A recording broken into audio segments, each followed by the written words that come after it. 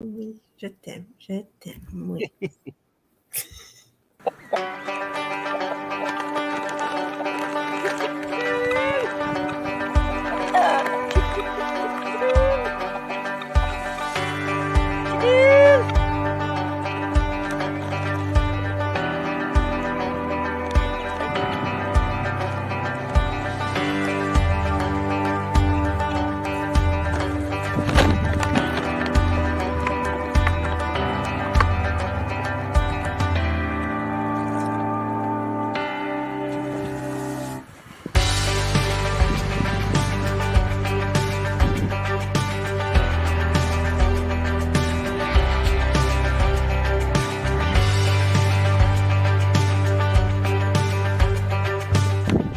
Up, Tara.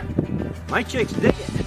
Use the code T-HAND at checkout to unlock 10% savings on all Grub Terra products.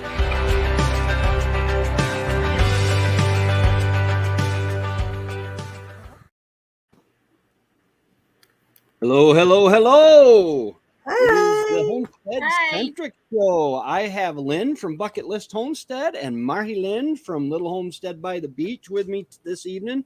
And if anybody else feels like jumping up, just let me know. I'm so excited. This is my first live with the new internet. Oh yeah, it's true. And it looks good. It does. Looks And nice. I have the YouTube channel open so I can see the comments easier. And I never could do that before. So Nice. Oh, I liked it better the other way, I think. There we go. Yeah. That's awesome. Finally got working internet. So how long does it take you to upload like a 5-minute video now? I uploaded the video I uploaded the other day was about 6 minutes and something. And I started it all. I went and boiled the water, made a cup of tea, fed the dogs, came back, and it was uploaded. And I'm like, I wasn't ready for it to be uploaded. Yeah. So, and I keep I don't have tomorrow's uploaded yet because normally I would upload several days ahead, right? Because it would take sometimes. And I'm feeling a little panicked, and I keep having to remind myself, Lynn, you can upload it later this evening because I like to have mine done at least the night before, and I schedule it, and it goes out at a time, and then because I'll forget it. We're busy tomorrow. Got a lot going on tomorrow, so yeah, I love it. I love Elon Musk. Yeah. That's pretty good. It takes me, which I use my editing software. It combines it and then throws it up there. And it usually takes me around 14 minutes or so to upload, but I just get it started uploading and go ahead and do other stuff. I forgot. See, I have that option too with my software, but I've never been able to do it because our old internet was terrible. Right. So I forgot I could do that if I wanted to, but before anything over 12 minutes would take me anywhere from 2 to 3 days to upload. Wow. So it made it very hard to have a successful channel. Yeah. But you did it. Because, I know how they say how it's so important to put out the same times. Like, so I do Sunday, Wednesday, and Friday for videos. And I've been doing that pretty regularly now for quite a while. And it was hard sometimes because sometimes it would show up on Thursday, which would throw Friday's video off because it took forever for Wednesday's video to upload. Yeah. So yeah, I know the kid Aiden loves it. He had something like 38 updates on his Xbox that he needed done, and he hasn't been able to do them because of our old internet. He got all 38 done in less than an hour. Oh, wow. That wasn't even he couldn't even do one with our old internet without it taking like days, and then none of us could be on the internet while he did it. So yeah, we're pretty happy. IJMB and Vay's place. Hey Jane, hello. How's the new chickens? Jane, yeah. Oh, and Jane emailed me. She just got her garden put in a couple weeks ago, and didn't a raccoon go in and dig up every single thing? I think she had one row it didn't touch for some reason. Oh man. All of her tomatoes, everything.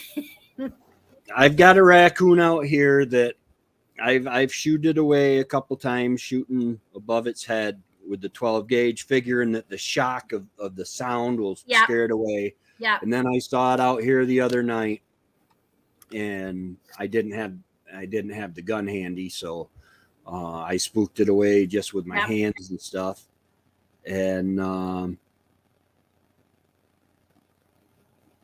I have over a dozen eggs on hold. Awesome. Wow. And she's only got, I believe it's 2 chickens. Wow. I think it's 2. But we've had one prowling around here. We haven't seen him for a while. We don't have a real pew pew. We have a pellet thing. Yeah.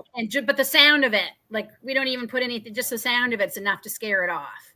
Yeah, they sell those the air ones. Yep, we can't get them here, Tracy. Oh, the ones that are that actually will do something. Yeah. Yeah, David, like, he's like, I should have got one when I was in the military. You know? Yeah, went over. I had an opportunity. I was 20 years old, and when we got back from Desert Storm, I had the opportunity to get a federal permit to carry concealed, and which would have been good in all 50 states. And yeah, I didn't do it because that would have got into my drinking money. Yeah. And no, my dad has one to take care of the iguanas because they've got a horrible iguana problem in their part of Florida. Like, they're bad, and they're very destructive, and they're very aggressive certain times of year. And it works, and that's why David said that's what we need. You know? So, but well, I wonder if getting one of those across the border might. Can't. No, we tried. They're illegal here. An air gun, air pew pew. That's insane to me. Yeah, it's not even a pew pew. It's a pellet thing. Yeah, like, it's not because in New York they differentiate felons who can't own pew pews can still own muzzle loaders because they are not considered a firearm in New York right now. Oh, and I wanted to mention, so I was looking at the news online here today on Google, and I went to go to the link for the story, and it's no longer available in my country. They've started. Really? Okay. So by trying to make Canadians less isolated and more prominent in the online society, they've actually succeeded in isolating you further. So their reasoning is that there's too many Canadian news corporations, magazines, papers, whatever, that are suffering because the big guys from the States have all the money to get all the advertising and to get put up on the different websites. So they're not getting their fair share. So that's the reasoning behind it. The problem in that is you help them, but you take away my choices. Maybe I choose not to read that paper because I don't care for it. And I like this, that's where it's tricky for me. I just, I don't like anyone telling me I cannot do something. Right. Well, that's the perfect, the perfect homesteader mentality. It doesn't sit right with me, right? Like so that's it's frustrating. And I think it's showing already that it is hurting Canadian channels on YouTube. I think we're starting to see it already. Yeah. Well, tough it out. You've got an awesome channel. Both of you guys. Marhy Lynn's got. I love watching her. I just watched your hops video here, Mary Lynn, where you made the trellis. Yeah, I love your videos because if I'm having a bad day, I put on your video and just the music and the tone and everything, and it calms me down. Yeah. It just I'm like, it's like meditation. Yeah, it is. It's really relaxing to watch you work. Yeah, it is. It's, and I like them. I've kind of stole a little bit. I've been kind of starting to do a little bit less talking, and I put some more music in some things because I'm assuming that people already know how to do a lot of these things. So I feel silly, like constantly saying, now then we do this and then we do this. Yeah. So now I'm kind of just like showing it instead of constantly saying it, or I'll put it text, because I'm assuming people know how to do most of this. So. Yeah, I've hit that point also. Hi, where to begin? I've hit that point also where I'm like, okay, another tractor spreading gravel video, yay!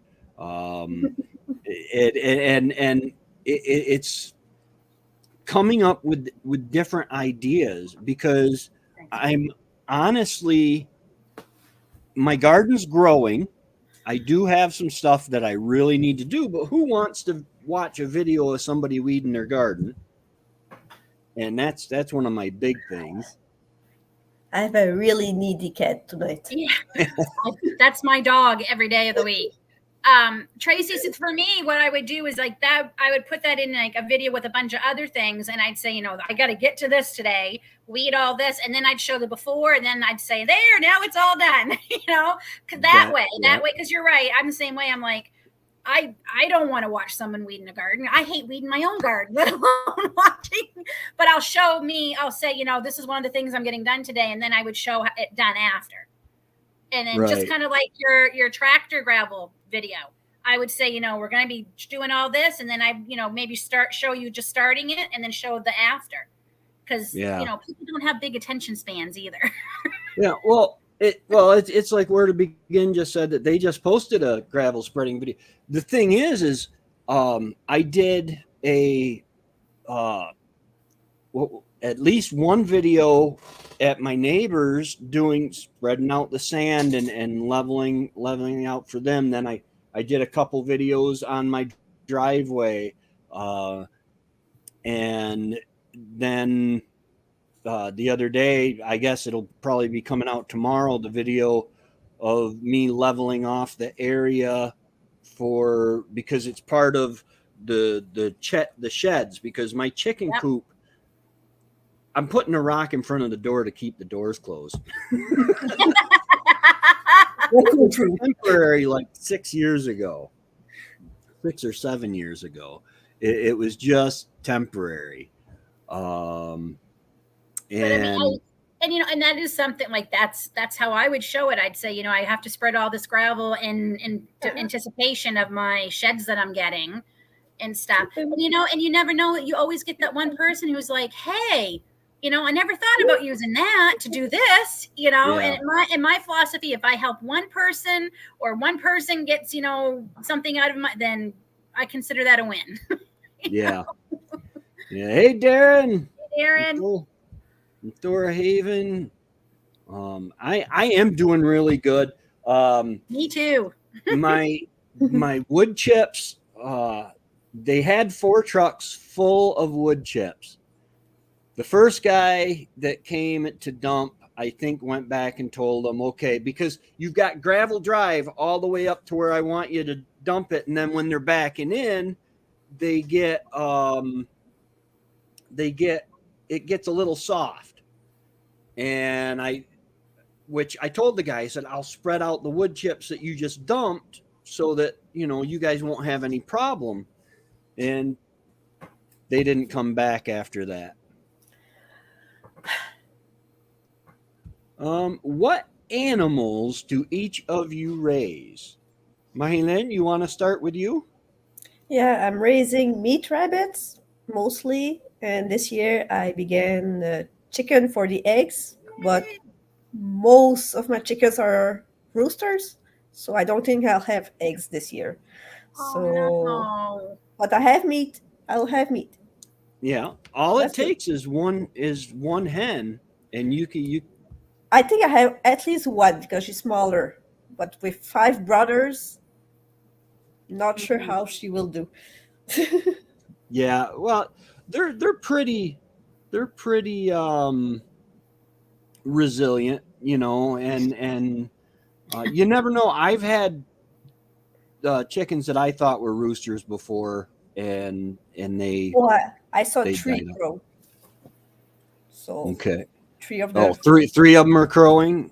Okay. Yeah. yeah, Yeah, three you of the got six roosters. right now. So yeah, this is Chaplin. Chaplain. Aw, cute. Look at them.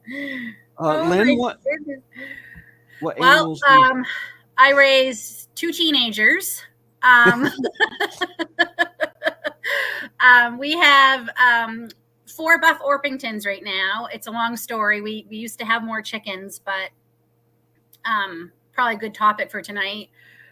Some things had to change on our homestead the last couple of weeks, but we have them, and I currently have 11 meat birds. This is our first year raising them. We're thinking this weekend 2 or 3 are going to go to the freezer. They're roosters, and we have chicken night fight club. We have chicken fight club all the time.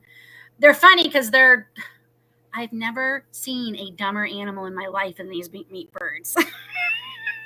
Everyone warned me they're clumsy, they're stupid. Like, I mean, they just are. And they kind of fight, but they don't. But I'm worried as time goes on, they're going to get a little more aggressive. But we've got two we think are probably at the 6-pound mark already. And that's pretty good. It's bigger than your average chicken at the grocery store. So this breed we have can get up to 10 pounds for the rooster and 8 to 9 pounds for the hens. I'd like to get more of them closer to that. But because of the issues we're having with some of them, we think we're going to try and go ahead and just do maybe 2 this weekend. So wish us luck. Yeah. And yeah, and we have 2 dogs, and but other than that, for animals, that's all we have right now is the 11 meat birds and the 4 laying hens. Okay. Now you were talking at one point on your chickens because feed prices skyrocketed on you. So we feed our chickens, both the meat birds and the egg layers, organic feed, because that's one of the whole reasons we wanted to grow our own meat, because we wanted organic chickens and we want our eggs to be organic. And our feed price doubled in the last little bit. We're paying $42 with taxes right now for a bag of organic layer, and the same thing for the meat bird food. Wow. And we were going with 8. We had 8 egg layers at the time, and we were planning on getting another 4 this fall when they did one more order. They're going to do one more order next month. We were going to get 4 more, but the amount of feed the price is just, it's getting, so we had to make the decision. That's one of the reasons, but it's the main reason we had to make the decision that we can't get more. We're pumping the brakes. We're not getting any more meat birds either. We were going to do another batch in the fall, but we're not going to now. We're pumping the brakes, and of course we're going to keep the 4 newest chickens we just got, because 1, we just bought them, and 2, they're younger, so that just makes sense to keep the younger chickens, because right. Not that the other chickens were old by any means, but yeah, I hated to do it. Dave and I talked a lot about it, and we finally just said, we rehomed them. They went to a great home 7 minutes from us they've got like 5 coops because they have so many chickens. So they're just going to blend in with the ones they have. The good news is I think I might have a line on a feed store. It is a 50-minute ride from us, but we can buy huge amount at one time.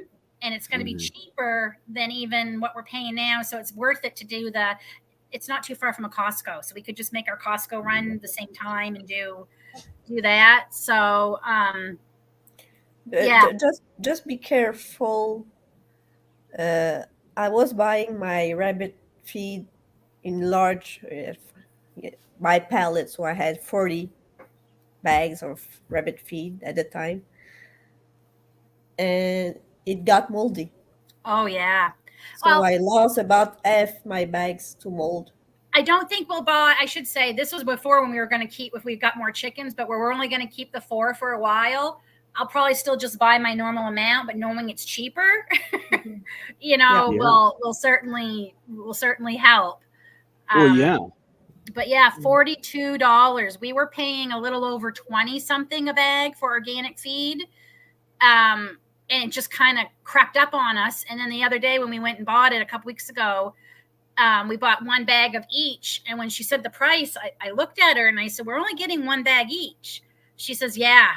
And I'm like, what? And yeah, I was like, it was like 90 something dollars with taxes. We bought 2 bags, one for the egg layers and one for the meat birds. Now, and right now I'm paying just over $20 for a 100-pound bag. And that's David. I don't think he's here. I'm pretty sure it's a 25 kilogram, which is 50 pounds, if I'm not mistaken. That's about it. Yeah, 50 pounds. Yeah. That's what I have. That's what we're, and that's for 50 pounds. My and price would go up. And non-organic is only $10 cheaper. Like even if we wanted to start feeding them non-organic, and I said, well, what if we go? I said, okay, non-organic, is it non-GMO? She said, we can't guarantee that. I'm like, no, I'm not doing. I'll stick with organic. So it's been a rough honestly, it's been rough since January here on our homestead, between losing chickens suddenly to deaths and a hawk, and then having one that was prolapsed and we couldn't save her. The weather has just been, and it's frustrating. And like, these are things I can't control. And I'm a control freak a little bit. And it's very frustrating. It humbles you. It humbles you because there's nothing you can do about the weather. And now we have the smoke. And I hate complaining about the smoke because at least we are not losing our homes to the fires. Mm-hmm. But at the same time, it is affecting people's lives. It's affecting your health. It's affecting, your ability to raise your animals or grow your food. And every time we go to the grocery store the last month, the prices are not coming down here. We are not seeing lower prices on anything yet.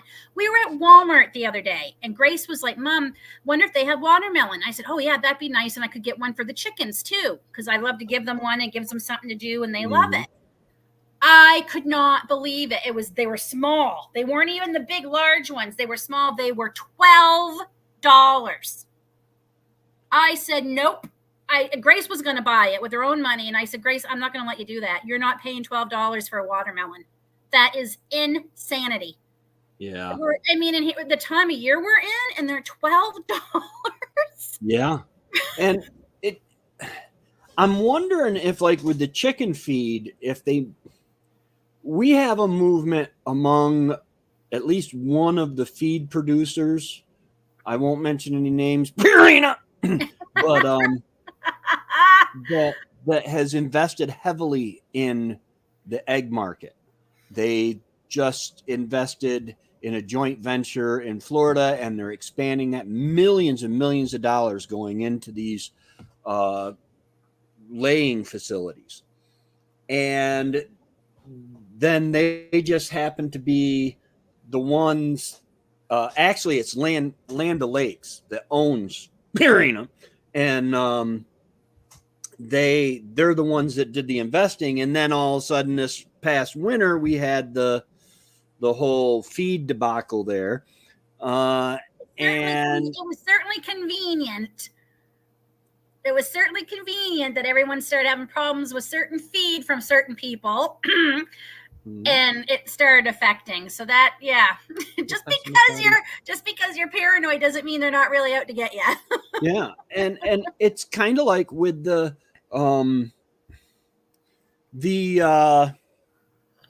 food for the pew-pews. Here in the States, they started, number one, because of political shifts and stuff, millions of people started buying pew-pews that normally didn't have pew-pews. And when you purchase them, you want to use them on a range, and prices skyrocketed, demand skyrocketed, supply went down, and it made it really hard to get feed for them. And I'm wondering if there might be doing the same thing, because the one of the last bastions of freedom in around the world is the small farmer. Yep. The small homesteader. Because Marilyn, she doesn't have to buy, they mess up the meat and do whatever they do to the meat in the store, and she says, okay, I don't want to buy that meat anymore. She doesn't have to. She can go in her backyard and send a rabbit to freezer camp or fridge camp until she can prepare it, Barbecue camp. Yep. Yeah, barbecue camp. There you go. Somebody asked a few seconds ago, how far are you guys from the fire? You're near Toronto. I'm like, some of the fires are in Quebec, which is a province away from us. Some of them are in northern Ontario, which is like, I mean, it could take you 2 days to drive there. Like, they're that far away, but the fact that they're coming down here, and there's so many, I think it's 550 fires are out of control in Canada, or 550 fires right now in Canada, and over half of them are considered out of control. And most of them are in Quebec and Ontario right now. I know BC has a few, but I don't think they even have as many as Quebec. And the problem is too, is all of the people who have come from other countries, which is amazing, like France and Africa and stuff, they're having to go back home now because they're having fires in France that are starting to get out of control. So they need their firefighters back there. So our smoke is in France right now. Yeah. It's crazy. Now, we're supposed to get a break from it, I guess, tomorrow and Saturday, but they're saying sometime next week, if things keep shifting the way they are, we're going to have to prepare. I personally have an air purifier in my home. I've had it for a couple of years now. I'm thinking about investing in a couple of more and putting them upstairs in our bedrooms to help, because I have a daughter who has had years of asthma and pneumonia, so she's already susceptible to some lung stuff. I've got susceptible to lung stuff because of stuff I've been through with my cancers and different procedures, and I just don't want to take any risk. And I cleaned out my air purifier today, and I just cleaned it a week ago, and it was full. Like, it definitely is working. Yeah, for me, it's about the nearest would be almost 100 kilometers from here, so we are safe. It's more in the northwest Quebec, and I mean more in the northeast, so we are right here. Yeah. Darren said, brought up that it's forest mismanagement. We have an area that I know. I don't know all the areas, but in Brainingham, in Lewis County, New York, that is forever wild. You are not allowed to take wood from there. You are not allowed to drop trees or anything like that. It's getting difficult to, like, if you're riding your ATV on the open ATV trails, you can't even step off the trail in a lot of places just to go to the bathroom because it's so thick with downed trees and stuff. The problem is if that ever does ignite, and it's going to eventually, then all those $1 million camps that are on the lakes up there and stuff, it's going to be really tough. I mean, I remember when we had the ice storm a few years ago in New Brunswick got hit. And a lot of the issues were that they'd had years and years of budget cuts of nobody going out and cleaning the limbs away from a lot of the power lines and stuff. They had stopped doing it. Somebody said it had been 8 years or something like that since they had crews out doing it. And they paid for it. Like they were out. It happened Christmas Eve. It was the last year we were in military housing. So it was 10 years ago. And it happened Christmas Eve, and they had no power till after the New Year. My in-laws are in New Brunswick. They had no power to after the New Year because all those trees, and they had not, because they hadn't spent money in any of the budget for years. And it's the same with this. Like I love trees. I hate it when you have to cut some down, but sometimes you have no choice. One, it's better for the trees you are trying to save because, they all can't live together.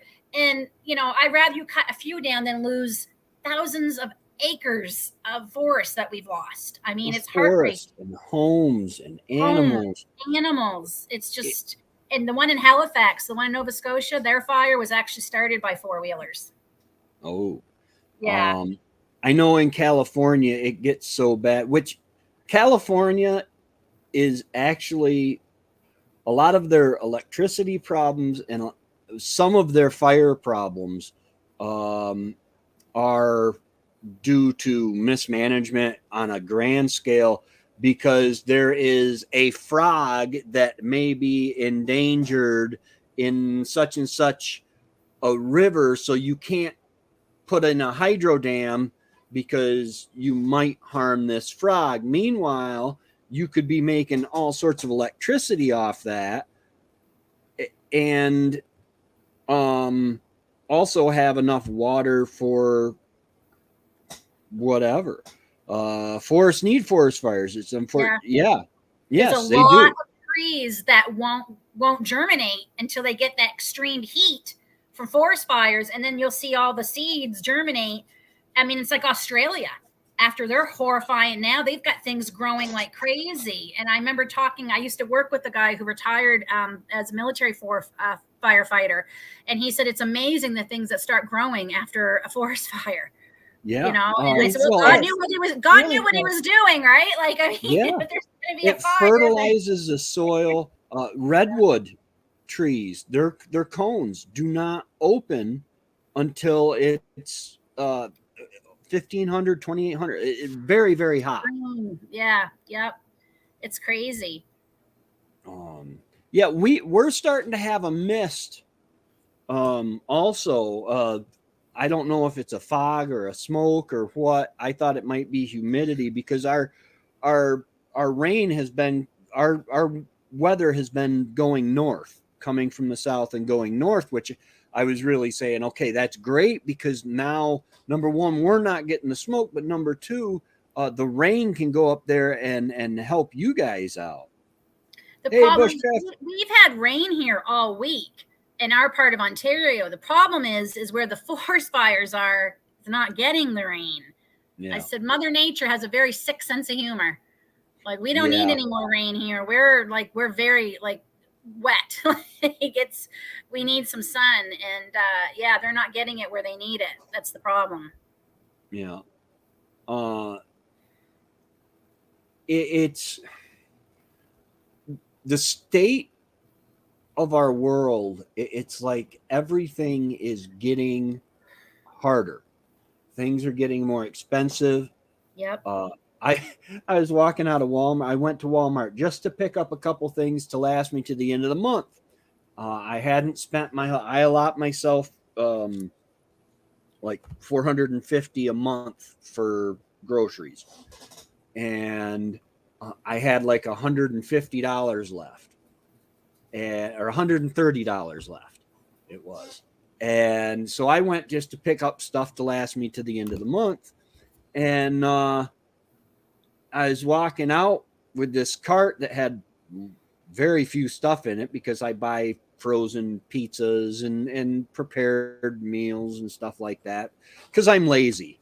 I have a pantry full of perfectly good food and nobody that cooks as good as Wendy here. So, but I was walking out and the guy's like, yep. He looked at the price. He says, wow. He says, $148. He says, prices are getting high.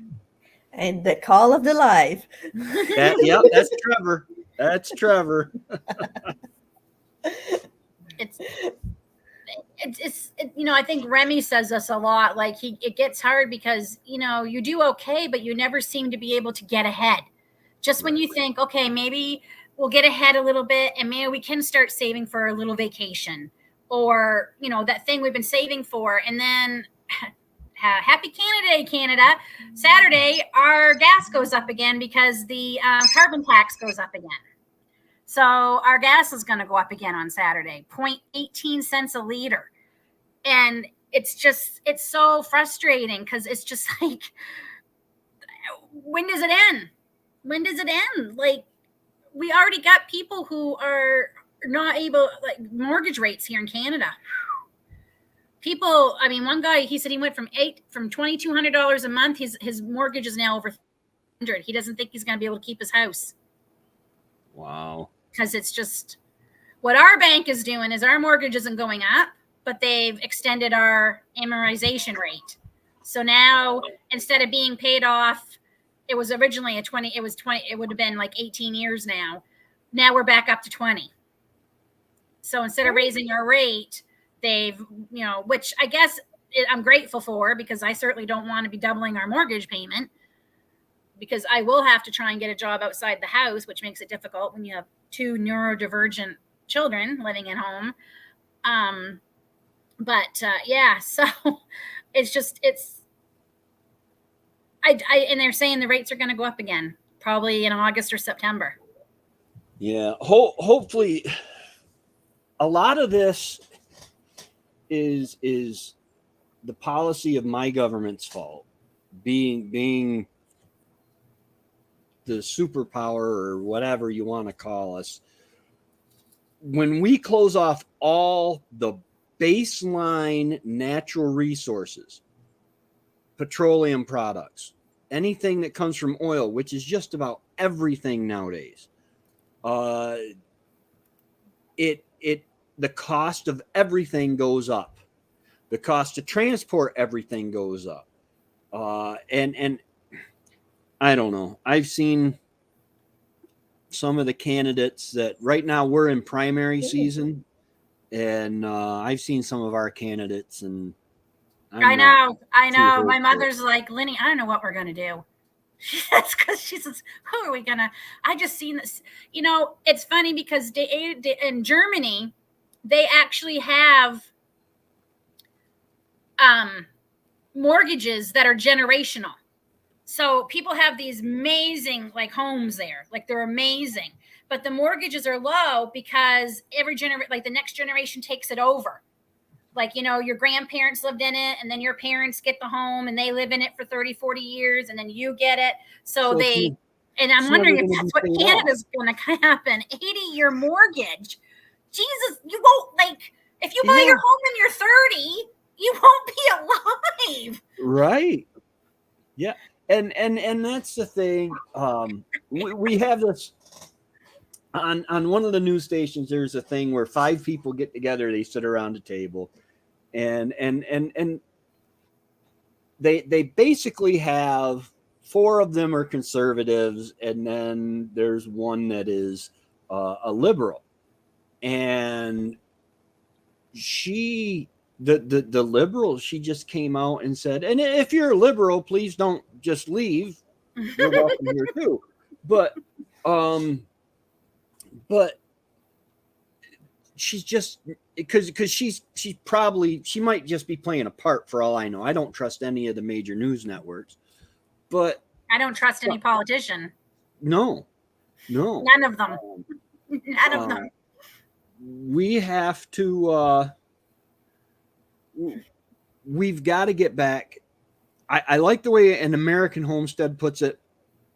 He says, listen, if you're prepping for hard times, if you take it to its logical conclusion, you're going to end up on a homestead.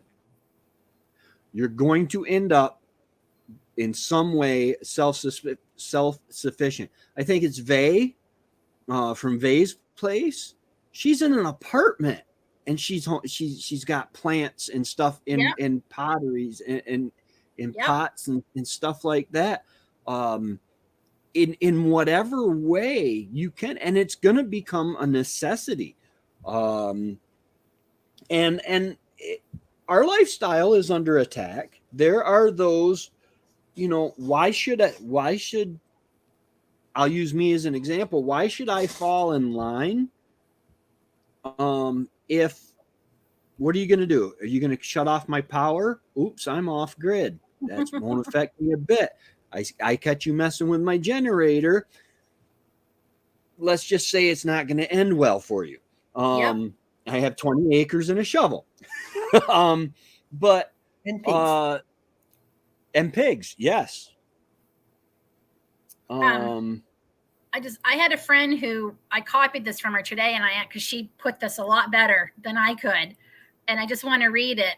She wrote, "Happy Canada Day on Saturday. Gas will jump 0.18 cents a liter because our prime minister thinks you can change the weather by taxing Canadian citizens to the brink of poverty, even though the millions we've all paid in carbon taxes so far have done nothing but make people poorer. Not a single emissions target of his has been met thus far. So clearly his answer is more taxes. Elections do matter." And I just thought she said it much better than I could have, because I was just mad. But and I agree, we need, like, I love the environment, and I, want a better earth for my children, and hopefully eventually my grandchildren or whatever that come along. But this isn't working. It's not working, what he's doing. And the European countries realized that a long time ago, and they stopped doing it. And they warned us when they announced the carbon tax. They said, hey, Canada, we tried it here. It didn't work. It wasn't working. And they still would not listen. And I don't think people are doing it, out of ignorance or whatever. I think people truly want to help the earth.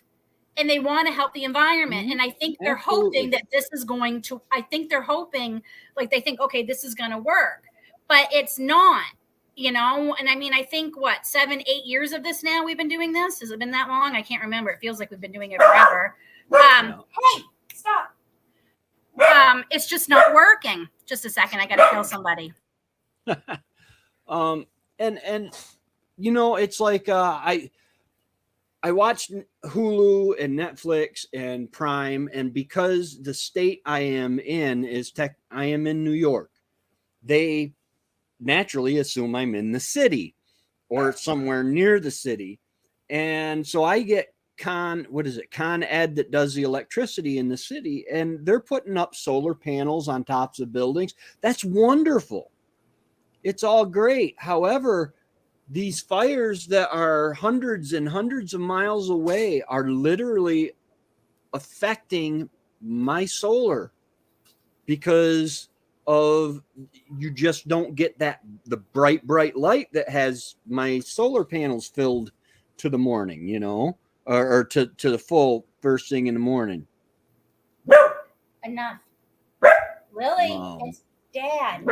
The one world financial system that they plan on starting soon, it will be worldwide gold, silver, stock markets won't have any value because it'll all be electrical currency. Yeah.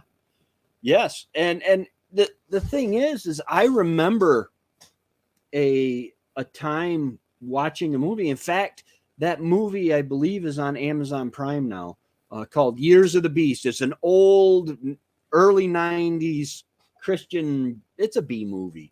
And this lady was checking out of the store, and her bill came to like $89, and she was mad, and she pushed over a card stand, grabbed two paper bags, and walked out. $89 for two paper bags. And I remember thinking, how is that ever gonna have $89 for two bags of groceries? We're doing it now. Well,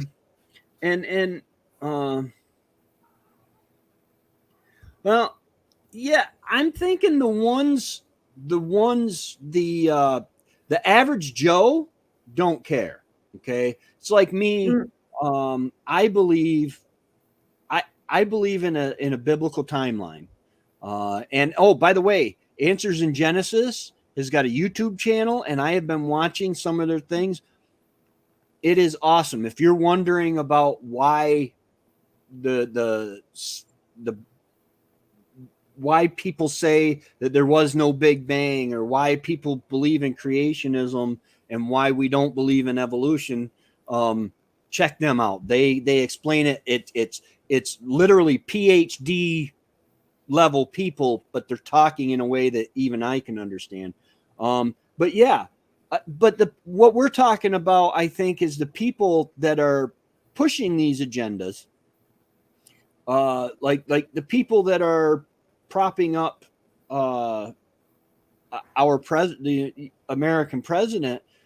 I believe they sincerely want to save the planet. They think that it's going to be a catastrophic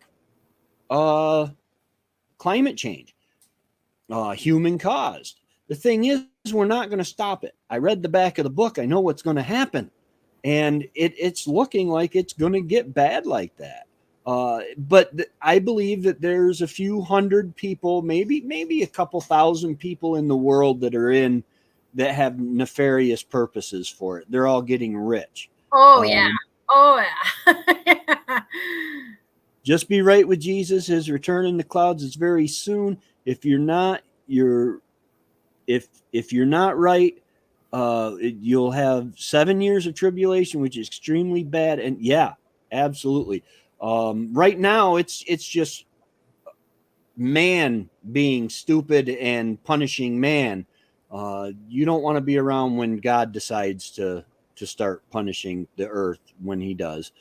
Even before the Canadian fires, it seemed like something was blocking or shielding the sun. Yes. No, it was the cat. Thought I heard somebody knock at the door. Okay. Because of the global warming, back when climate change was called global warming, no. No, I read his other one. Listen, Canada did not say we're going to attack the United States with smoke. I don't. It wasn't on purpose. It's an effect of a natural thing. But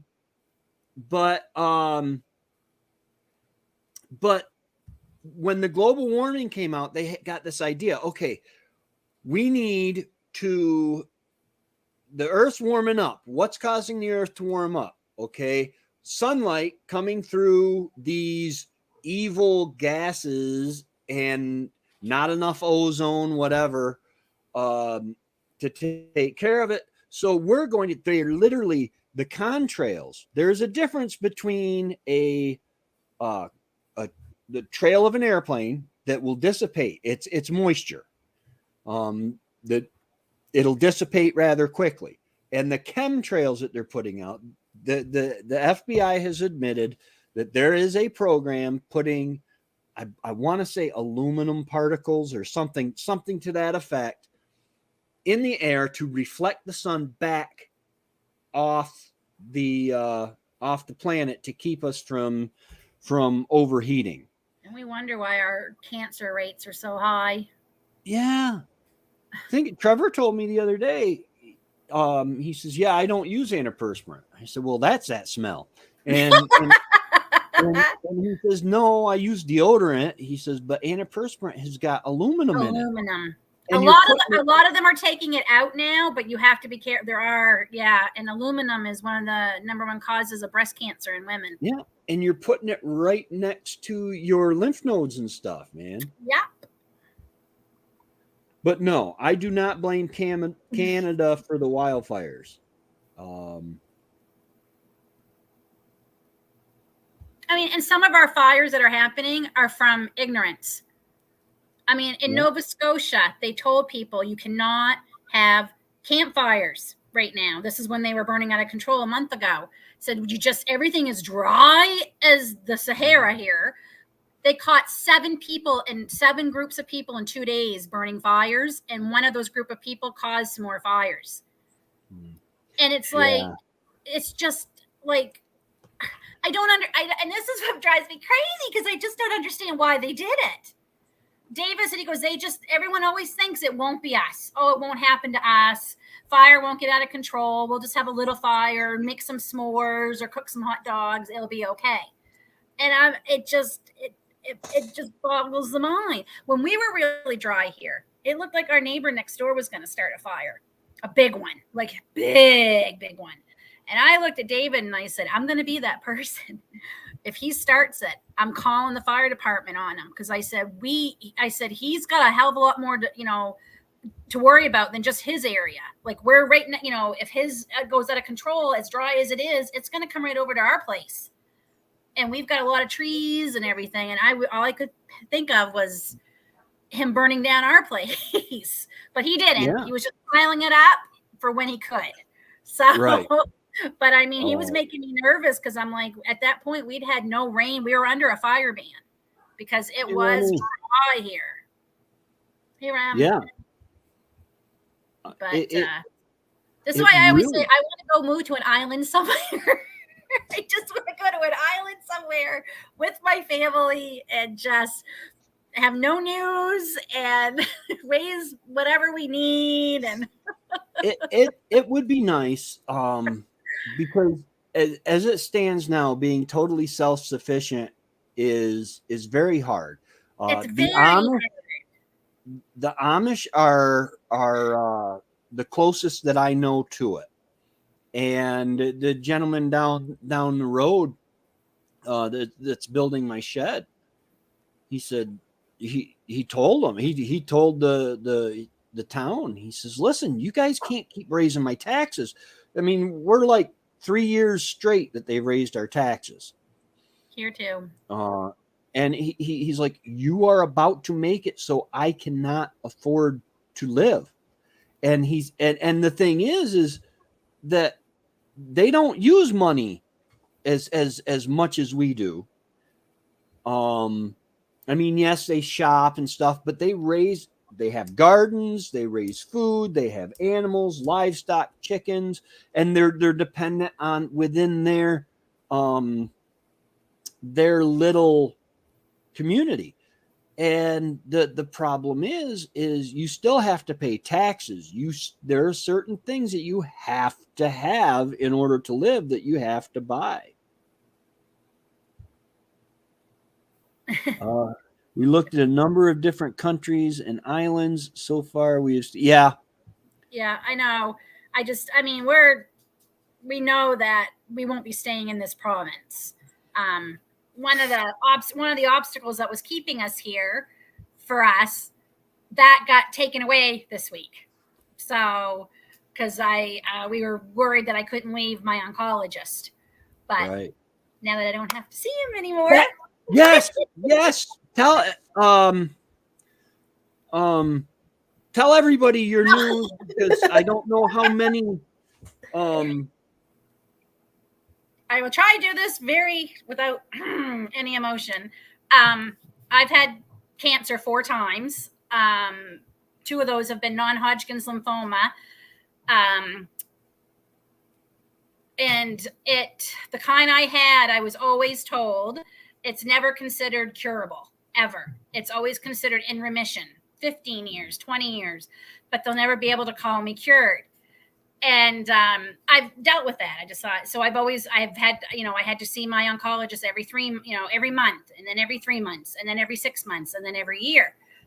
And I had my yearly appointment this week. And Dr. Levac looked at me and he says, Lynn, he says, we don't need to see you yearly anymore. He says, I'm going to consider you cured. I'm sorry, I'm trying to. Awesome. Congratulations. I said, what? And he says, unless you want to keep coming. I'm like, no. I really don't. I said, I love you all, but I would be happy to never see you all again. Right. And he said, you have done so amazing. And he said, your healing, your response to everything, even though I've had a lot of side effects to things that they've never seen. On the upside, I've also had incredible response to things they've never seen. They're actually following me. I'm a number in a medical journal for the next 30 years. Because I responded so well to some things too that they'd never seen. I end up staying less time in the hospital than most people do. When I was sick the second time, I had to have a stem cell transplant, my own, but I had to have one. And normally you're in the hospital up to 6 weeks. I was there just under 3 weeks.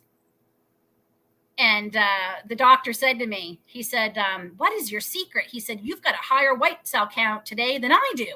He said, 3 days ago, he said, you had negative white cell count. He said, here we are 3 days later, and you've got a higher one than you.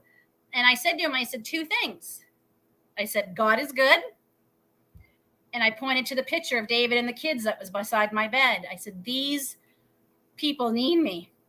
I said, they need me, and I'm not ready to leave. And so I am considered cured. Hallelujah. That is awesome. Yeah, I am just, I was flabbergasted. Like, I literally came out of the hospital. Like, I know I was skipping. Like, I was just like, I couldn't wait to get out to the car to tell David. I even did a short right in front of the hospital because I was just waiting for him to come get me. I was just like, I can't believe that just happened. Did that really just happen? And so that was one of the things keeping us here in Ontario, because I was scared to death to leave without. He also told me if I had any concerns, any symptoms, I am to call him immediately and he'd see me right away. Like, he said, do not, so I mean, but he also, and I said to him, I said, that's one of the things that was keeping us in Ontario, because the doctor shortage here is horrible across Canada. Yeah. He also told me, he said, even if you had wanted to leave before I was ready to stop seeing you, he said, because of my past history, I go to the top of the list. So he said, I wouldn't have to wait, even if we moved to another province. And I said, I guess having cancer this many times has its privileges.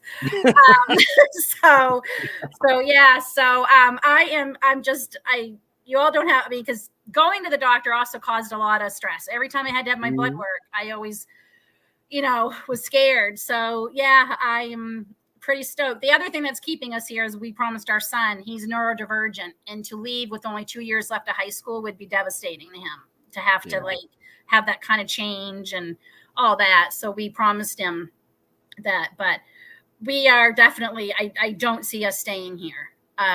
We want a much quieter life. And our area we were just talking to our neighbors next door who moved here from England 5 years ago. We've been here 9 years in this house. They moved here 5 years ago, and we were talking, and she says, even since we moved here, we cannot get over how much traffic has suddenly started coming out here, and the noise. And I said, it's insane. I said, it's just the amount of people. We're not a huge town. We're not. But the amount of people moving here, it's actually too much for the size of our area. It really is. David used to have like a 10-minute drive to work. And now it takes him sometimes up to a half hour to come home because of traffic. Like, it's just, I know a half hour doesn't seem like a lot, but that is a lot to us. I could never live in Toronto where 2 hours one way, 2 hours home. No, thank you. Yeah. No, thank you. So. Speaking of, we just found out that a very dear friend of mine has got bone cancer. And she's, I remember she was working at Ames when I was just a little kid, 7, 8 or 9. Gosh, my mother worked at Ames. I worked at Ames. Yeah. And so if you could keep her in prayers, it's cancer. Anytime I can hear somebody's got a victory over cancer, it just tickles me. Believe me, I am grateful, because unfortunately, as Tracy knows, not everyone has such a happy ending. Cancer sucks. And my doctor also informed me. So when I first started going to treatment 10 years ago was when I had my first battle. There were 10 beds in the cancer wing at our hospital. They now have the whole top floor of the hospital is a cancer wing. Wow. They had one oncologist, mine, when I was going. They now have 5. I think it's like 30 beds now. they had like 4 nurses who worked their buns off. They were usually there to 8, 9 o'clock at night, and they didn't get paid overtime. They got paid, but they didn't get overtime pay for being there 5 hours past shift. They were amazing. They have a lot more nurses now, but Dr. Levesque told me, he said, our area that we're in is now the highest number of cancer cases in Ontario. We're now beating Toronto. Wow. And that, I know, quite frankly, that scares the hell out of me. Yeah, it's gotta be something that's going in the food, in our air, something in the water, in our air. There's just no man. When I was growing up, you might have heard about somebody who knew somebody that had cancer. We've had non-Hodgkin's lymphoma affects 1 in 4 Canadians under the age of 40 in Canada. When I had cancer, it was 1 in 5. So we've already gone up 1 in 4 now. My cancer too, blood cancers and bone cancers are also the only ones that are still difficult to treat with immunotherapy. There's a lot of cancers that are being cured through your own immune system, which is amazing. Like they're finding, and they're even discovering that HIV, they're using that to destroy cancer cells in the body. It's, wow. I mean, the way they manipulate it, so you don't get HIV, but I mean, the fact that that just blows my mind to think of that, right? But it makes sense when you think of what HIV is, right? And it makes kind of sense that it would. They're doing so many amazing things. I personally believe, and they are doing studies, I was a diet Pepsi addict. I mean, when I say I was an addict, I was a diet, it was nothing for me to have 6, 7 cans a day. Like that was a slow day. And it has aspartame, and they're actually doing studies where they're looking into aspartame as one of the causes of non-Hodgkin's lymphoma. I had aspartame poisoning and didn't even know it till I came off of it. And I was very sick. I've not had one since I've had cancer the first time. I've had no diet soda of any kind. None. I don't eat anything with aspartame in it, nothing. But that is one of the things they're studying is the aspartame is one of the causes. And there's a few others too, but there's just so much. We have a lot of industry here with factories and things. So it makes sense to me. We also have 5G now in the last couple of years. Oh. In our area. And there was a lot of people who fought it. But Dr. Levesque, even he said, where do you think you'll move to? And I said, we're thinking about going back down east to New Brunswick. He says, good, go. Yeah. So, he's born and raised here. Actually, no, sorry. He's from Quebec, but he's lived in Ontario for a long, long time now.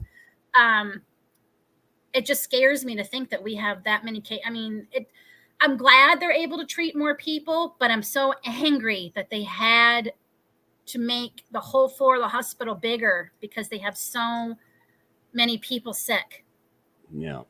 I mean, it's just, I mean, and it's one thing to be told you have cancer once, but to fight it 4 stinking times. Yeah. Like it's, I love the quote. I think it was, Mother Teresa who said, God doesn't give you more than you can handle. I wish he didn't trust me so much sometimes. Yeah. Yeah. The thing is that's actually God promises that we're going to have more than we can handle, but we'll never have more than he can handle.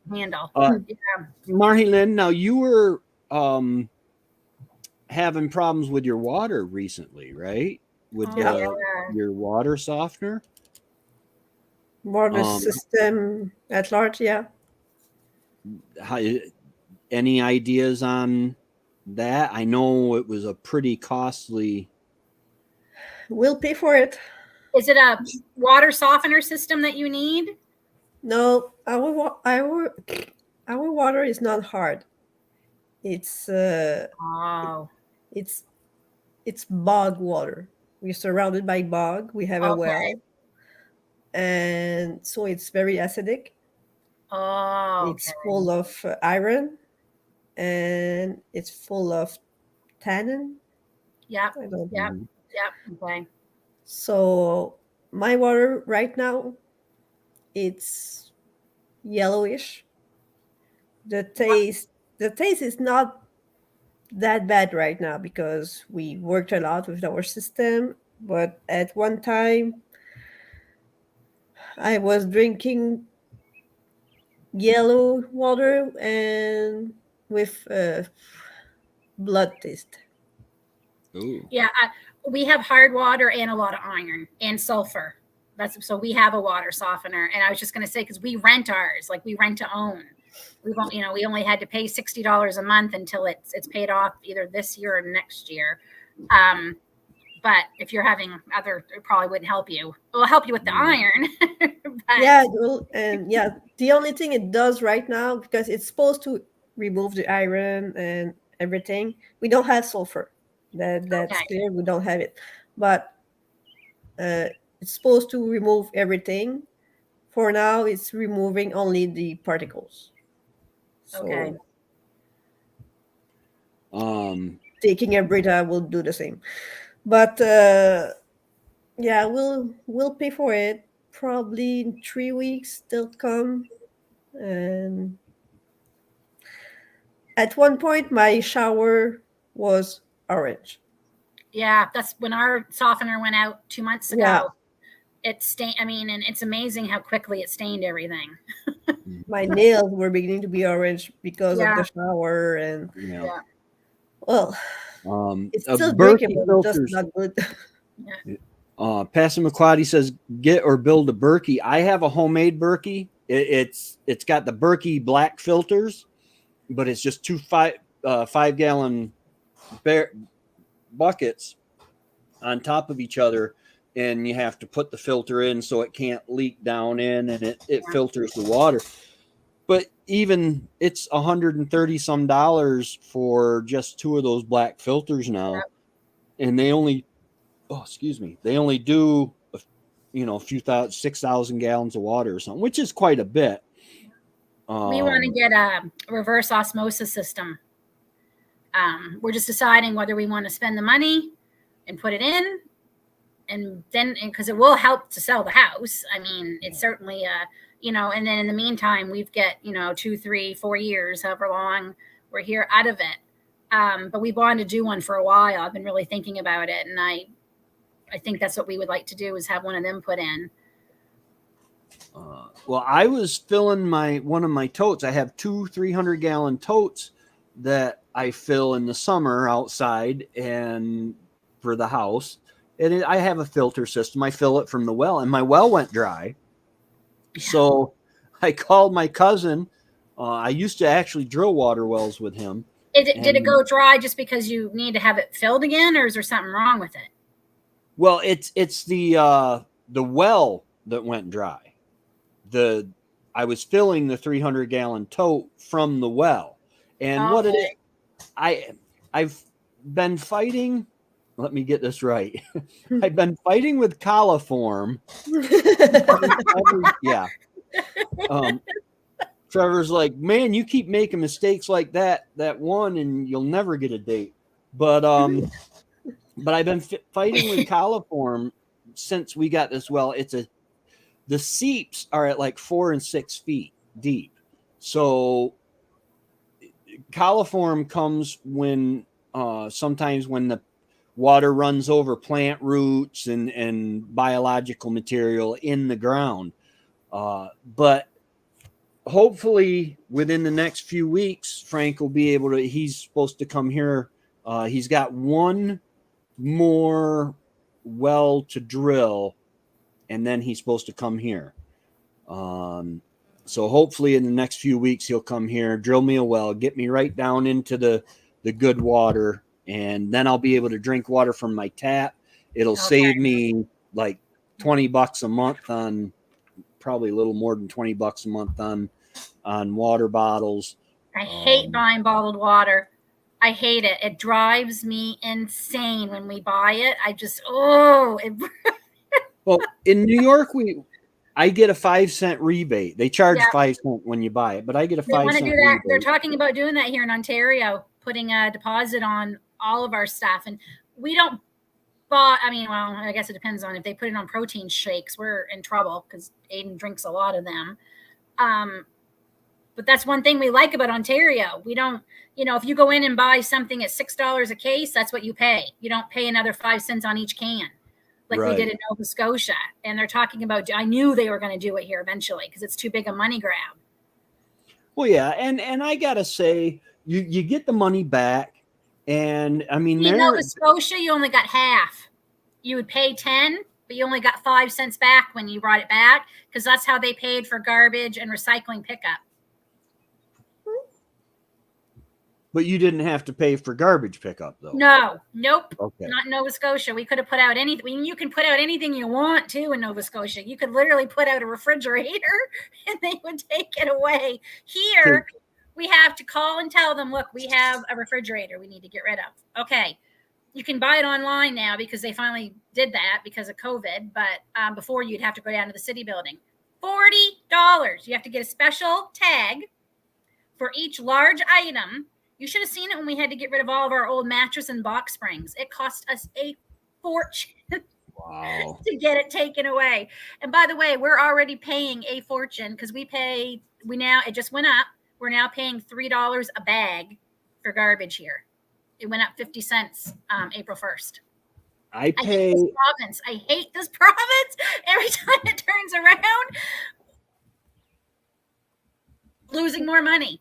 Like it has just become, we're not originally from here. We are down Easters. We just are. But we thought, our kids grew up here for the most part. We finally bought a home. This was going to be it. We really did not think we would ever move.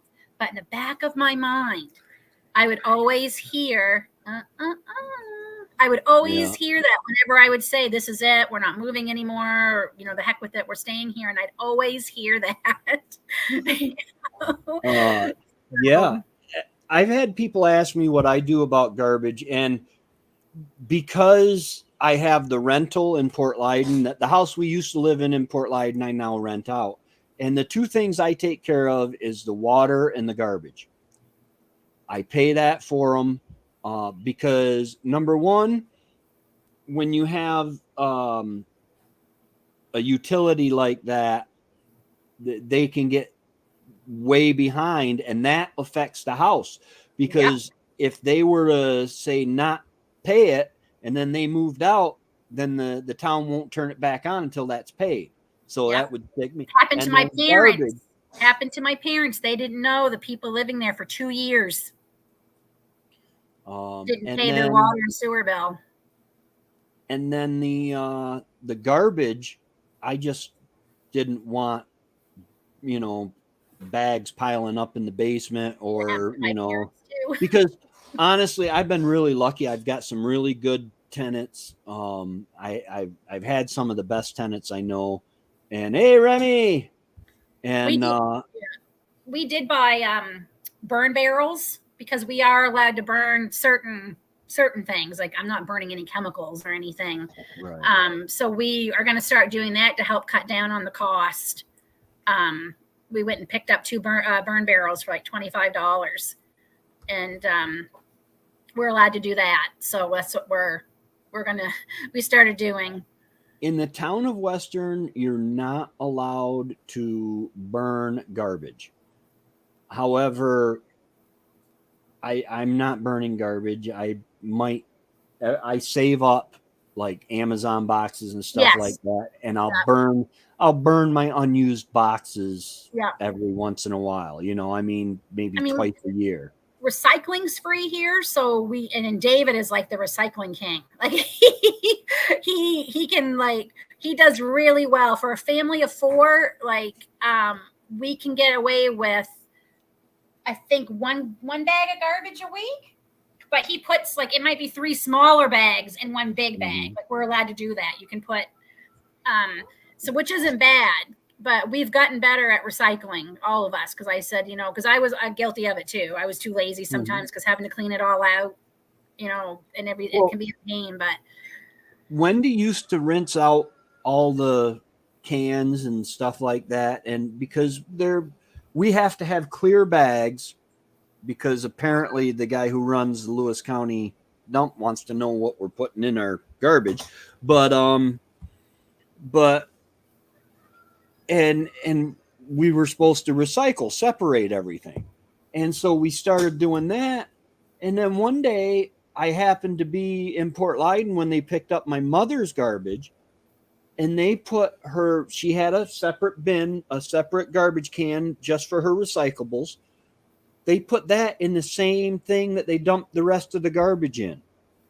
So I'm like, well, if they're not collecting it separate, then why are we going to all this trouble? Hey, the chicken, how's it going? Welcome. Why am I going to all this trouble? Now, I'm a conservationist. I believe in wisely using resources, and I don't want to destroy the earth. But we have a huge problem with our landfills. We need to figure out a better way to take care of our trash. And burning cardboard and paper is carbon neutral. It's made from wood. Oh, cool. Came here from an old man home. How Peter's doing great. I got to send out I haven't mailed these yet. I just saw this is the Grubterra 1 pound larva bags. I got 2 winners. I got to get them sent out. I haven't been anywhere. My mom called me to make sure I was okay, because I just haven't left the homestead in the last. I wish I could say I haven't left. It seems like we've had appointments like crazy lately. Yeah, and then Aiden had exams, so I had to pick him up at Aiden's. And can I just say, if there is such a shortage for workers, why has this kid not gotten a phone? He's now applied to 11 now, because he took a resume up to Canadian Tire today, because they actually want you to bring a physical resume in, not online. That was shocking, because nobody wants to see you in person anymore. But he's not getting calls. And I'm hearing from other friends whose children are a year or 2 older even than Aiden, and they can't get callbacks for any of these jobs they're applying for. So if you're also desperate for workers and staff, why aren't you calling? Yeah.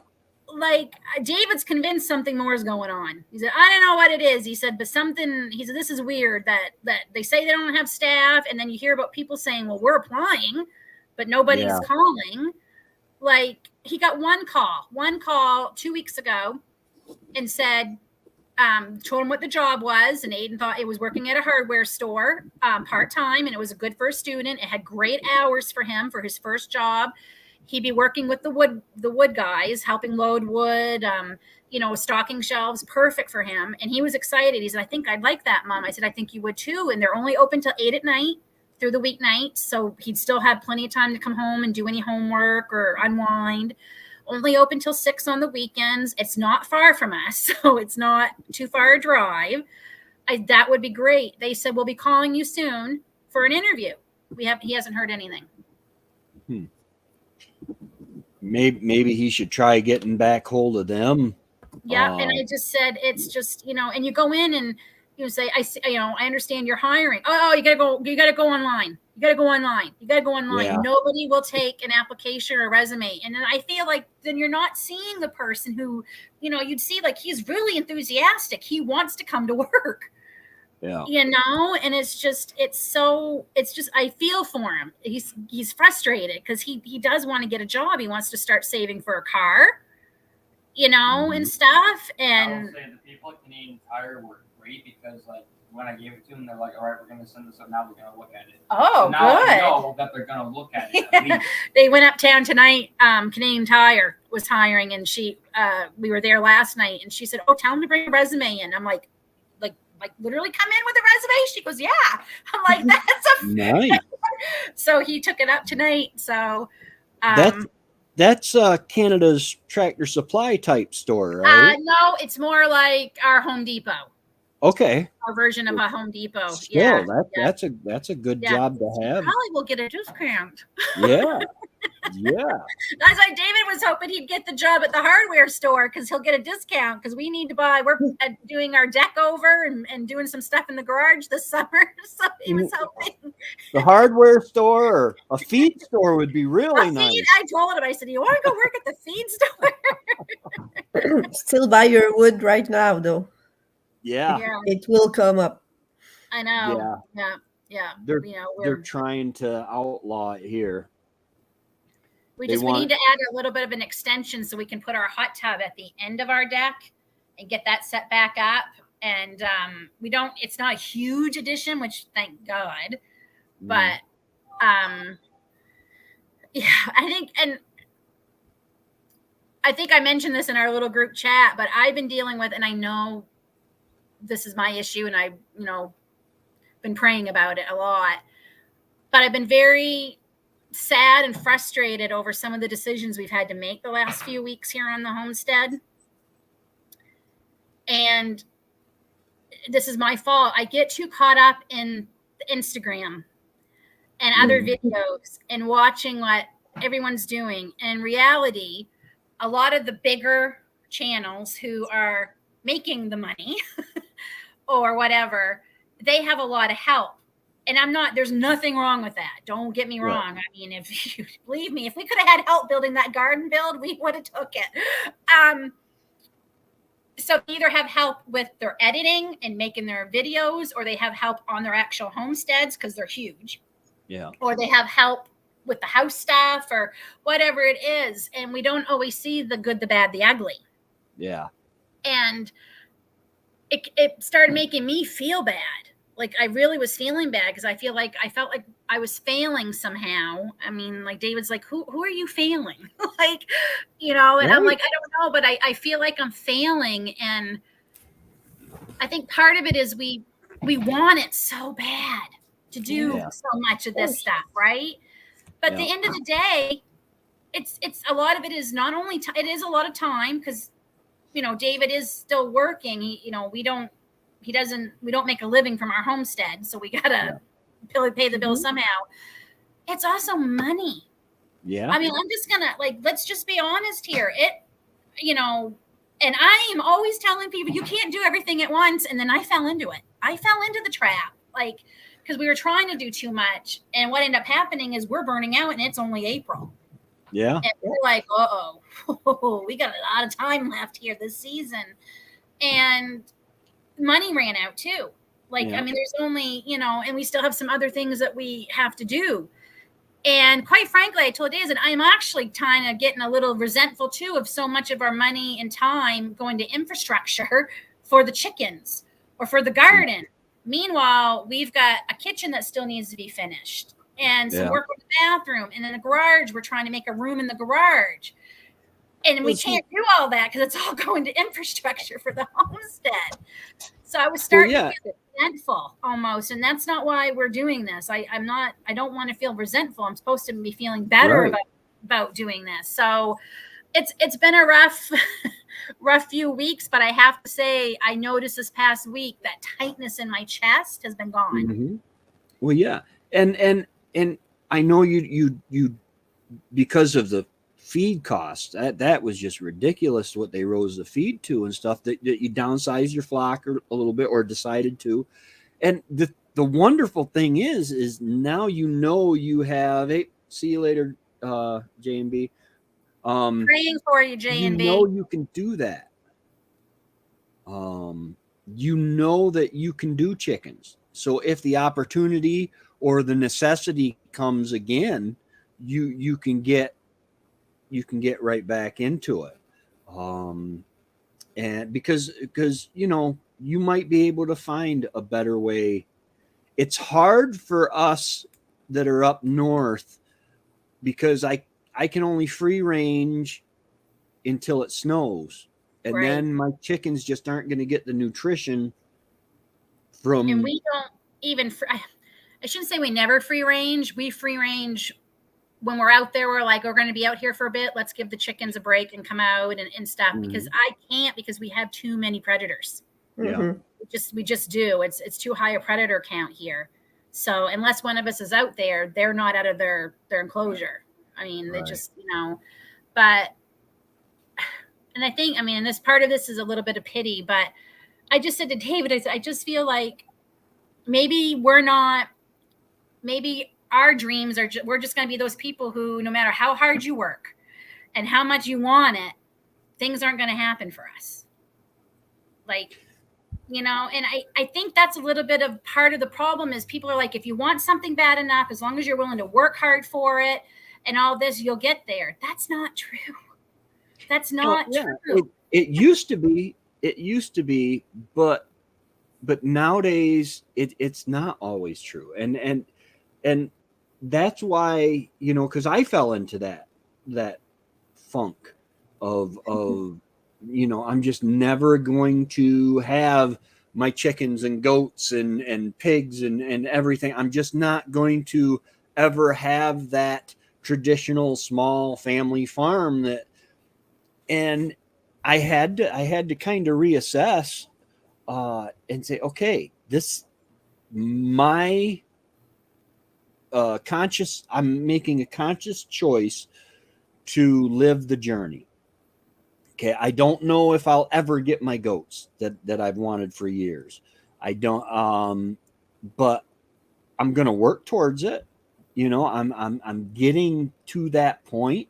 I've had to make concessions even recently with instead of building a pole barn, which would have allowed me to have larger animals that I wanted and that I want and stuff.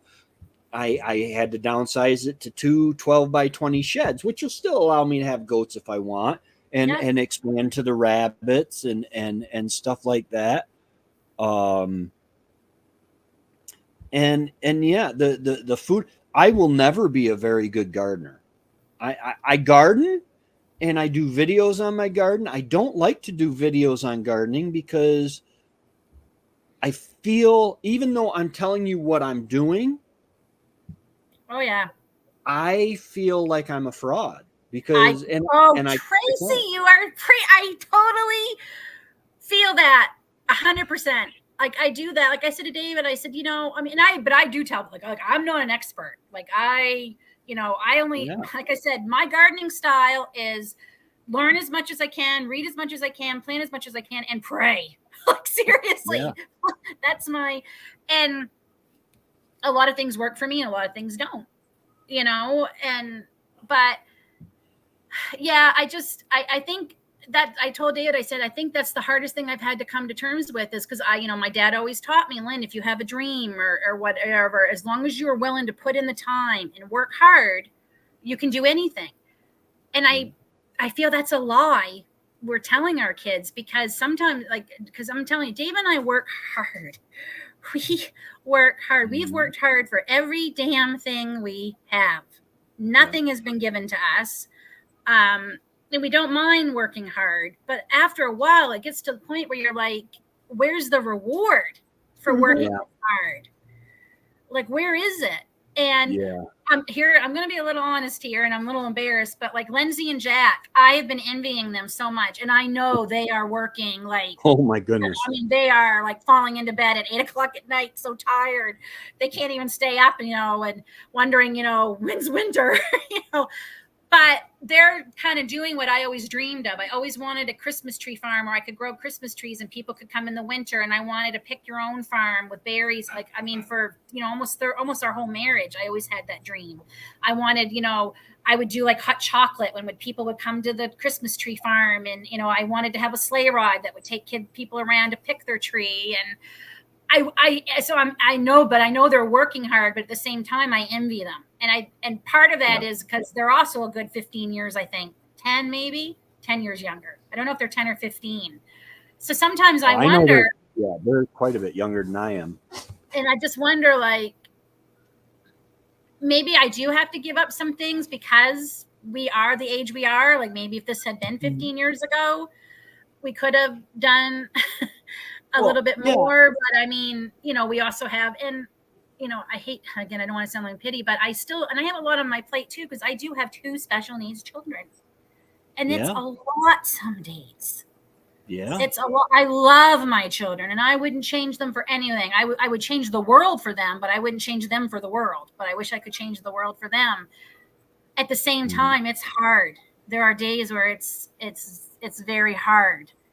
Yeah, And I crying and anything, but we don't have family here. We don't. yeah. We have no one to help our load. We don't even have friends here. Like, I'm gonna admit it. I'm 48 years old. I don't have friends. I have friends. I shouldn't say that. You know what I mean? I don't have friends. Right. Physical friends. Yeah. I have Remy, Trevor move here. and Matt and my mom. That's pretty much all I have. And Lindsay and Jack that she's talking about is from Ren's Homestead. And the other day they do a lot of shorts and stuff. They're very active on Instagram and Facebook. They do a lot of shorts, but she did one the other day and she's like, yeah, these what was it, the locust trees, black locust, something. They planted a bunch of, and she's like, yep, happy black locust trees. We weeded it all. And I'm like, oh, that ain't so bad. And then she shows, and there's like 3 more rows, 200-foot rows that they have to weed yet. And I'm like, oh my gosh. And I hate weeding my little garden. I can't. Right. So I mean, don't get me wrong. I nobody wants me to. I know more than them. I want them to succeed, and I hope they can. You know, because like they said, they've always dreamed about going from homesteading to farming and trying to make some kind of a living from it. And they finally said enough of saying someday we're going to do it. So I'm like, you're darn right. Go for it, right? If you can. So I just Picked to go nowhere. This the government will not happen. You're picked to go nowhere. This is the USA that told me this. Tell people this, and they don't believe you. Wow. Well, and they don't want us to be self-sufficient. No, and there is right now. There is a huge war against the small farmers, and they want you corralled in a city where they can control you. Smart cities, they're calling them smart cities. Yeah, and they're already starting in Canada. Some cities are already trying it to see. And you can only, if it's more than 15 minutes from your hometown, you're only allowed so many trips a month or something. And I'm like, this can't be real. Like, this is something out of a horror movie. Real. Like, I said, I just can't believe this. The 15-minute cities want you to be, you live somewhere and everything you need is 15 minutes away. Mm-hmm. The hospital, the grocery store, the pharmacy, where you work. But you will be able to go out if you want, anywhere, anytime you want. It's not, there's no entry spot or out spot. There's no limit of your travel. It's just more easier for people to get there. You don't need a car. You don't need the transport. Everything is close. I don't want to live 15 minutes from everything. That's the problem. No. It's too busy. For a lot of people, that's convenient. Right. Oh, yeah. And the people who want to live right downtown Toronto because it's convenient, more power to them. I don't blame them. Like, I mean, if you don't have to have a car, I sure as heck wouldn't want one because it cost a fortune. So, David's always saying if we didn't have a car, we'd probably have a lot more money. Yeah. But, between insurance and gas and upkeep and everything. But, yeah, I mean, Jack and Lindsay, like they're working very, very hard, and I hope they succeed. I do. I hope they blow it out of the water and absolutely, succeed and leaving Kenzie a legacy. Yeah, and they are fortunate too that their community, they have a physical community where they are. Like Lindsay's saying, they've never lived anywhere like this, where the community is so amazing, and I envy her that, because we all know if we all lived a lot closer to one another, like we wouldn't be struggling as much. We'd have a lot more help. Yeah. And I keep trying to win the lottery where I can buy like 5,000 acres of property. We can all set up our own homesteads. Right. It's I don't know. My perfect 15-minute thing would be having my nearest neighbor 15 minutes away. Yeah, But that's what David said. Yeah, about not quite as, I will say, visiting Mike and Angie from me and Acres. David goes, "This is too far away." He said, "This is too much." He said, "If you need an ambulance out here," he says, "you could literally, like, on all seriousness," he says, "you could die waiting for them to get to you. Like, this is," he said, "this is like, this worries me." He says, "I know this is what you want," he says, "but this isn't what I want." And I said, "No, I get it. This, this is a bit much." it kind of freaked me out a little bit, because before coming home, I'm like, okay, I have, I think I had like 80 miles left on my tank of gas. And I'm like, I really need to get gas, because in that area, you don't see a whole lot of gas stations and stuff around. And Angie, she's like, "Okay, which way are you going?" And I told her. She goes, "Okay, about 25 minutes down the road that way, you'll run into a gas station." I'd say 25 minutes to a gas station. That is wow. I mean, the same thing. We were running low too, and David's like, "How far is the GPS saying we have to go still?" And I told him, he's like, "We're going to pull right in here." So we pulled in and got it. We said, "We're going to go find a gas station before we drive all the way out there, because I don't want to break down coming home back to the hotel tonight." Right. And everything closes at 5. Yeah. You're out there like 5 o'clock. It's shut up. It's done. Right. So, yeah. I'm going to have to make another trip soon, because I'm out of the, what is it? The all dressing potato all chips. dressed chip. All dressed. Those things are delicious. We're going to Watertown at the end of July, but how far is that from you? Watertown, actually, well, you guys will probably hit 81 and go up. Watertown, if I were to leave here to go to Watertown, it's about an hour and a half. Okay. But yeah, if you were to go up Route 12, come through Rome and then cut up, you could hit Route 12 and it would take you up through Lowville and stuff. Yeah, you could go right past me. Yeah, we're going to 81 is a little bit farther away. Is it 81 or 90 something, David? I can't remember. It's been a while since we've been, but well, the throughway, you'll probably take the throughway, which I believe is 90. I think so. From Buffalo to No, we won't. No, we're going to go up through. We cross at Rockport. I'm not sure where Rockport is. It's for us, we go up to Cornwall. Is it, hon? No. Watertown's right. It's literally right there. When we cross from the Canadian border, it's boom. We're practically. Oh, okay. So you're going the Canadian side, the north side of Ontario. Yeah. Okay. We'll go up through past Kingston, Gananoque Way, the Thousand Islands, all them. We'll go up through there and cross. Yeah. Yeah, because I'm about an hour and a half south of Watertown.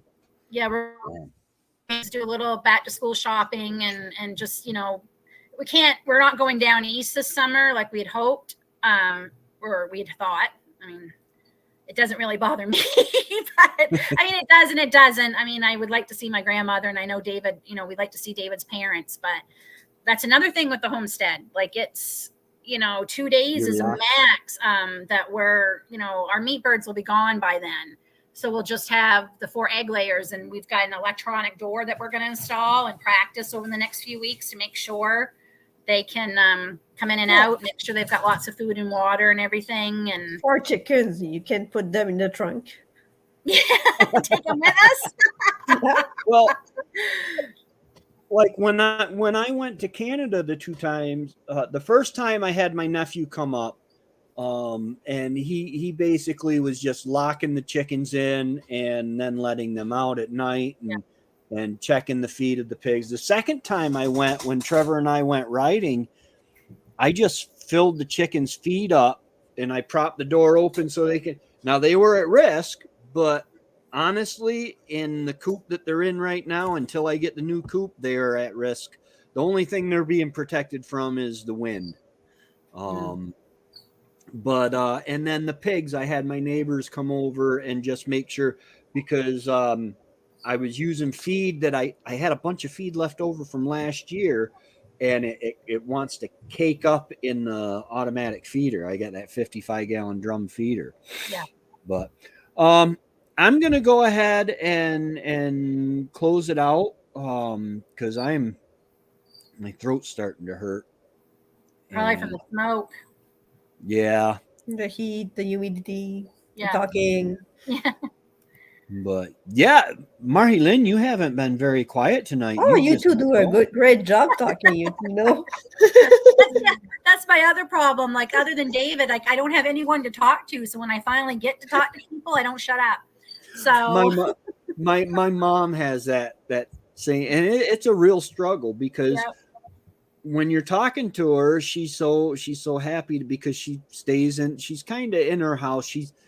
Her health keeps her there, and so when I get there, she'll tell me the same thing like 3 or 4 times, which is just part of getting old, and that's something that with our homesteads, I'm at the point now where I'm trying to prepare the homestead so I can stay here as long as possible. I got the tractor, which should help with snow removal and so Yep. much other stuff. All I will not have a building on the homestead that I have to shovel the roof. I do have to knock the snow off the 2 tents that I have, the garage tents that I have, but that's Yeah. nothing. I could use the feet of my walker if I needed to do that.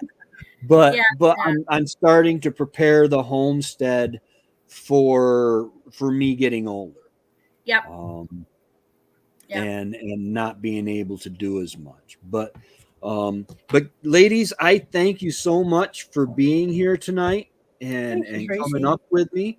And I will be back on next Thursday. I have a video coming out tomorrow, and then every Monday and Friday at 3:15. Lynn, when do you go live again? This Saturday, I'm Oh back yes, actually with I'm there. She-Steaders. I'm back with the She-Steader group that I started, and Nice. I put a call out, and I had a lot. I mean, I was just floored by how many people want to volunteer and be a part of it. So That's great. we're gonna have like different ladies every time we do a topic, so that way it's it gives everyone a chance. And this week we're going to be talking about how to come back from setbacks. So That's a good. I'm a little bit familiar with lately. So Well, yeah. I'm really looking forward to it. So yeah, I'm excited. And then the next one we'll be doing, it'll be in August. It won't be every week. I'm trying to do once a month. And yeah, so I'm excited to get back to it. Now I think this looked, I mean, I've been on here, Aiden's upstairs gaming, Grace is streaming. Yeah. Obviously, the internet worked. So 2 thumbs up for Starlink. We are ecstatic. Oh, and by the way, do you know it has a cool thing on it where I can go on the app in the winter and push a button and it will melt the snow off it? Really? I just think that's the coolest thing ever. That is. So we don't have to like try to climb up there and take the broom and wipe off. And yeah, I just thought that was pretty neat. I said, he's thought of everything. Remy, normally, Remy, we would say, homie, don't play that. But Remy, if you put on a wig and a dress. Yes, if you send us pictures, then we'll let you do it at least might once. just do it. Yeah, if you put on a wig and a dress and you you'll earn a shave spot. very well. But then you're gonna have to put up with some of the women topics we'll be talking about too. So. Oh yes, my mom. We have a lot of setback once a month. Yes, there are things that my mom will bring up out of the blue, and I'm like, Mom, how long have you known me? Well, your whole life, son.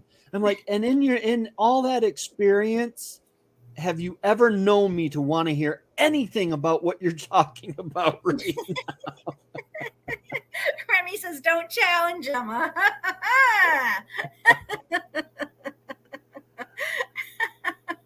But Now all I have in my head is Remy in a dress and